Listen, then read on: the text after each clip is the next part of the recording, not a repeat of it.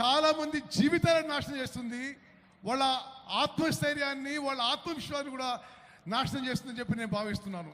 Now I am not saying something very controversial.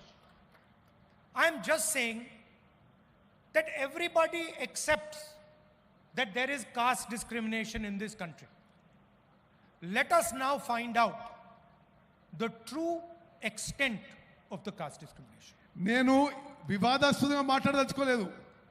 కుల వివక్ష ఈ దేశంలో ఉందనే విషయం మనం అందరం యాక్సెప్ట్ చేసుకొని ఆ తర్వాత ఈ విషయాన్ని ఏ విధంగా సరి చేయాలనో ఆలోచన చేయాలని చెప్పి నేను మనం చేస్తున్నాను. I use the analogy of an X-ray.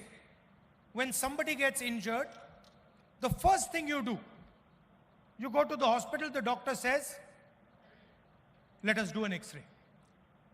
నేను ఒక ఎక్స్రే లాగా పోలుస్తున్నాను. ఎట్లంటే ఎవరికి యాక్సిడెంట్ అయినా డాక్టరు మొదటిగా ఏమంటాడంటే హాస్పిటల్ పోయి ఎక్స్రే చేయించుకోవాలని. అదే పోలిక దీనికి ఇస్తున్నాను నేను. No one will ever say to you, please don't have an X-ray. No doctor will say it. Nobody will ever say to you, if you have got an injury in your arm, do not have an X-ray. మీకు దెబ్బ తాకితే ఎవరు కూడా doctor కూడా ఎవరు కూడా x ray చేసుకోవద్దని చెప్పరు మీకు. In fact, if some doctor were to tell you that I suspect that your arm is broken, but you should not have an X-ray, you will say that the doctor is crazy. ఒక doctor మీకు మీ చెయ్యి ఇరుగుండొచ్చు కానీ మీరు x ray చేసుకోవద్దు అని చెప్తే ఆ doctor పిచ్చోడు అని అనుకుంటాం మనం. The doctor does not understand the basics of medicine. అంటే ఆ డాక్టర్కి మెడిసిన్ యొక్క బేసిక్స్ అని చెప్పి స్పష్టమవుతుంది. And that is all I am saying. I am saying we all agree that there is a concept called caste in India. We all agree that there is a concept called caste discrimination in India.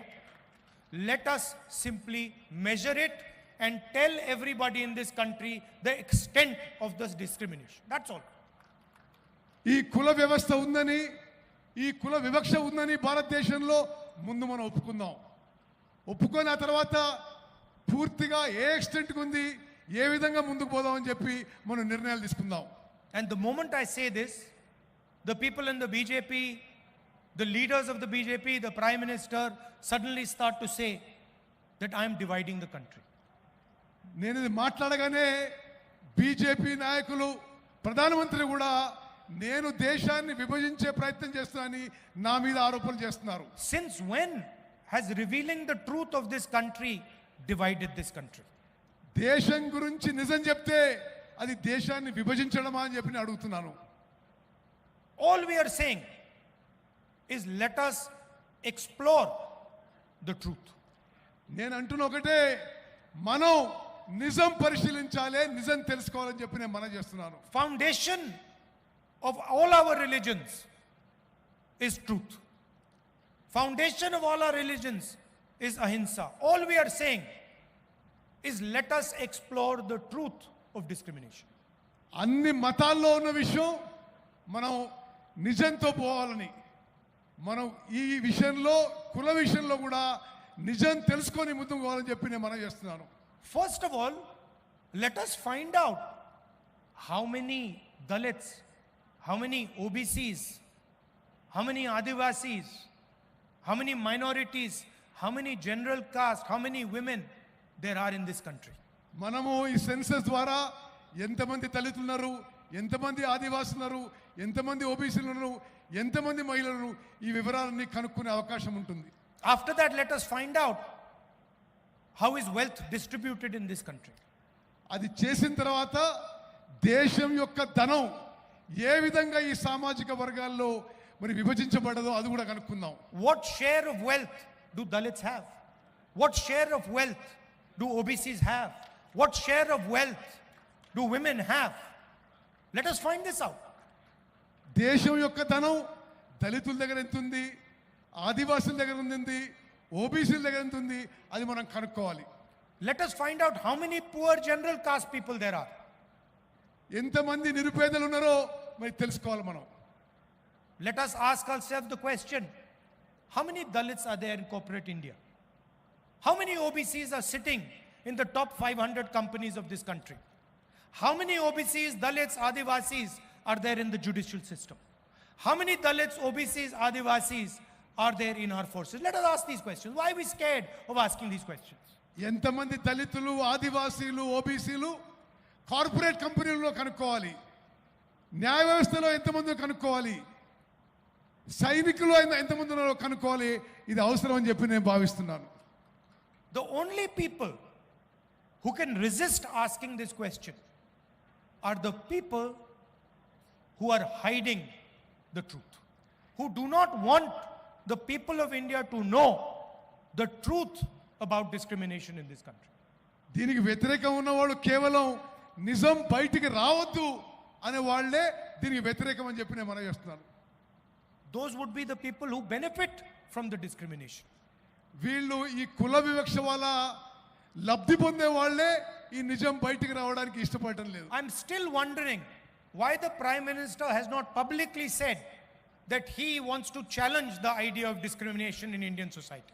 నేను ఆశ్చర్యపోతున్నా, ప్రధానమంత్రి గారు ఇప్పటి వరకు కుల వివక్ష విషయాన్ని ఈ దేశంలో ఛాలెంజ్ చేయడానికి ముందుకు వస్తున్నానని ఒక్కసారి కూడా మాట్లాడలేదు. Why hasn't he said he wants to know how many Dalits there are in India's boardrooms? మరి ఇండియా కార్పొరేట్ కంపెనీల్లో ఎంతమంది దళితులున్నారో మరి నరేంద్ర మోదీ గారికి తెలియవద్దని ఎందుకున్నది? How many OBCs are in our judicial system? ఎంతమంది ఓబీసీలు మన న్యాయ వ్యవస్థలో ఉన్నారని మరి నరేంద్ర మోదీ గారికి తెలియాల్సిన అవసరం ఉంది. How many Adivasis are anchors in our media system? ఎంతమంది ఆదివాసీలు మన మీడియాలో యాంకర్ల పాత్ర పోషిస్తున్నారు కూడా తెలియాల్సిన అవసరం ఉంది. Why is he scared of asking these questions? ప్రధానమంత్రి గారు ఈ ప్రశ్నలు అడగడానికి ఎందుకు భయపడుతున్నాడు? I committed on behalf of the Congress party in Parliament House that we will carry out a national caste census. నేను కాంగ్రెస్ పార్టీ తరఫున పార్లమెంట్లో స్పష్టంగా చెప్పిన మేము జాతీయ స్థాయిలో క్యాస్ట్ సెన్సస్ చేస్తామని హామీ ఇవ్వడం జరిగింది. And we will demolish the artificial barrier of 50% reservations that has been placed in front of this country. ఇప్పటి వరకు ఏది ఉందో 50% వరకు రిజర్వేషన్స్ అది మేము ఎత్తేస్తామని చెప్పి నేను మనవి చేస్తున్నాను. And for me, Telangana is the model of the national caste census. నాకు తెలంగాణలో జరుగుతుంది జాతీయ స్థాయిలో కాస్ట్ సెన్సస్ కి ఇదే మోడల్ గా నేను భావిస్తున్నాను. And I think I'd like to thank the leadership of Telangana because they have done a truly beautiful thing in this process. Telangana నాయకత్వాన్ని మనస్ఫూర్తిగా అభినందిస్తున్నాను. ఈ ఎక్సర్సైజ్ లో చాలా బాగా ముందుకు పోవాలని చెప్పి నేను మనవి చేస్తున్నాను. And when I was coming here in the car, I was thinking to myself, we do not want a bureaucratic caste census. నేను కారులో వచ్చి అనుకున్నా బ్యూరోక్రసీ ద్వారా చేసే క్యాస్ట్ సెన్సస్ మాకొద్దు. We don't want some bureaucrat sitting in some corner somewhere to decide the questions that the caste census will ask our people. ఏ బ్యూరోక్రాటో అధికారియో ఆ caste census లో ఏ questions అడగాలని వాళ్ళు డిసైడ్ చేయొద్దని చెప్పి నేను భావిస్తున్నాను. Because in fact this will be an insult to the people of India.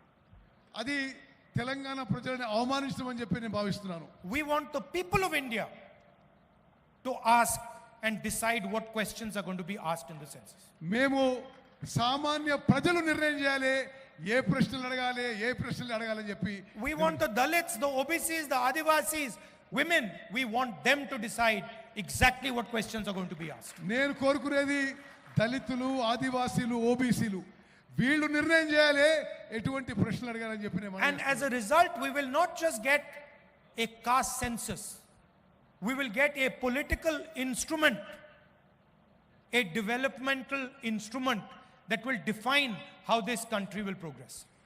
అయితే దాని ద్వారా కులగణనే కాదు అభివృద్ధికి ఏ విధంగా ముందుకు పోవాలి, రాజకీయాలు ఏ విధంగా పోవాలి, రాజకీయాలు ఏ విధంగా ముందుకు పోవాలని ఒక మార్గం ఏర్పడుతుందని చెప్పి నేను భావిస్తున్నాను. Please understand that what we are designing here is not simply a caste census.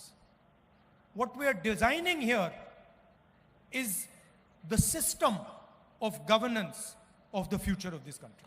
మేము ఇక్కడ చేస్తుంది క్యాస్ట్ సెన్ససే గారు రానున్న తరాలకి మరి ప్రభుత్వాలు ఏ విధంగా ముందుకు పోవాలి, అడ్మినిస్ట్రేషన్ ఏ విధంగా ముందుకు పోవాలి, అది మేము డిసైడ్ చేస్తున్నాం చెప్పి నేను మనం చేస్తాను. Some time back I was talking to one of the world's experts on equality. కొన్ని రోజుల క్రితం నేను ప్రపంచంలోనే సమానత్వం గురించి ఒక ఎక్స్పర్ట్ తో మాట్లాడుతున్నాను. He is one of the world's experts, economist. He is one of the world's experts. I'm not going to say his name, but he is one of the top experts on economy.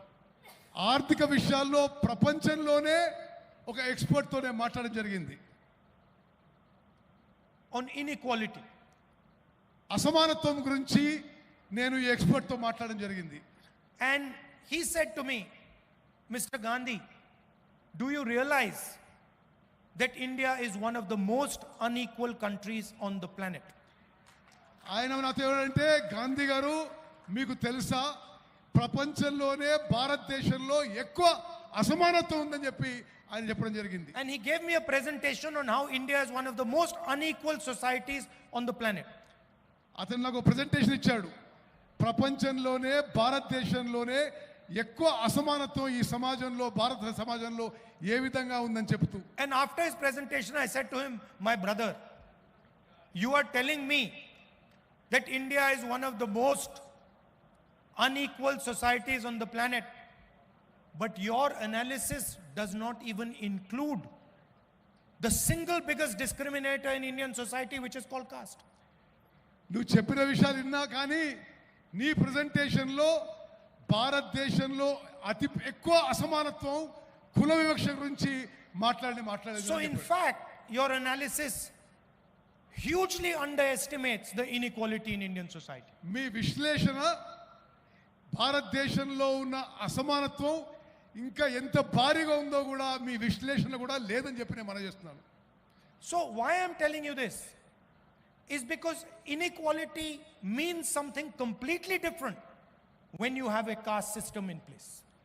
అసమానత్వం అనేది కుల వివక్ష ఉన్నప్పుడు, కుల వ్యవస్థ ఉన్నప్పుడు ఇంకా మరీ ఎక్కువ ఉంటుందని చెప్పి కూడా మనం చేస్తున్నారు.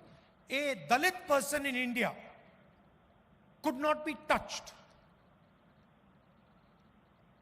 భారతదేశంలో దళితులకు అంటరానితనం ఉందనే విషయం మనందరికీ తెలుసు.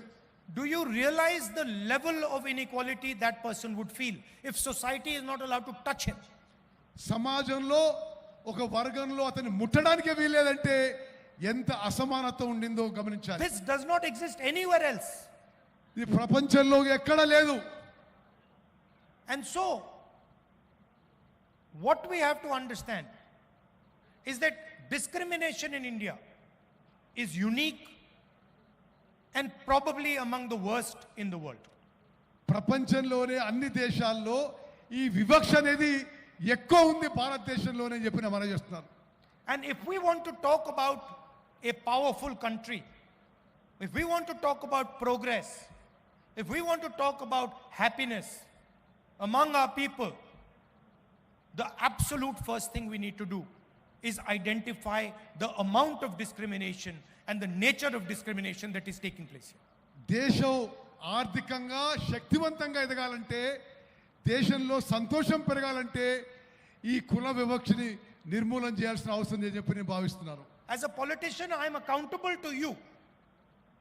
ఒక రాజకీయ నాయకుడిగా నేను మీకు జవాబుదారీగా ఉండాలి.